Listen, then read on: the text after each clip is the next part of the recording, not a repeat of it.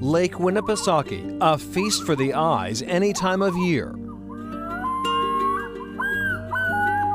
And a feast for the ears, especially in autumn once boat traffic falls off, and the distinctive sound of loons resonates across the water in the weeks before they migrate elsewhere.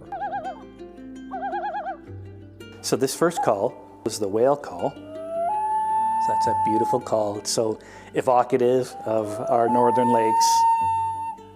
Harry Vogel of the Loon Preservation Committee in Moultonborough. The group operates this loon cam for all to see on YouTube during the loon's summer mating season.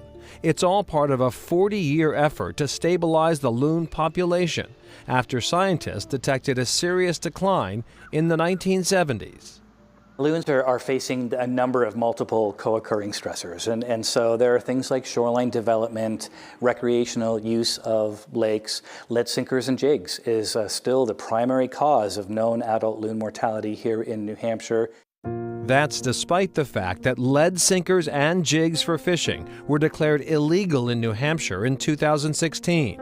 Loons are also threatened by chemicals like mercury, DDT, and PCBs, which leached into the water years ago and remain to this day. More recently, we've detected new things in our loon eggs, and that includes the flame retardants and stain repellents and things of that nature as well.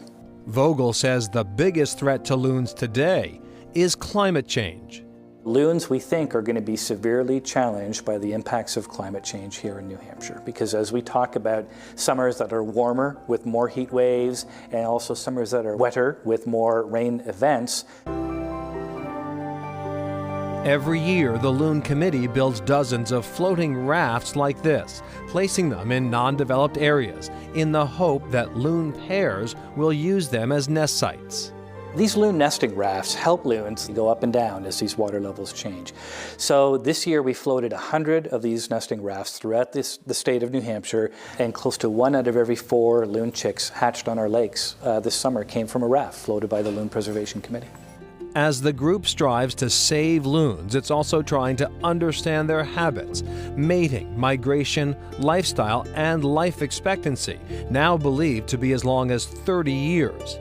Harry Vogel calls this the golden age of loon research, a species unique because of its need to be in the wild. One of the things that I loved about loons is that you couldn't bring them into the laboratory. If you wanted to learn about them, you had to put yourself in their world. So I found that to be very appealing, to be able to spend time with them in their world.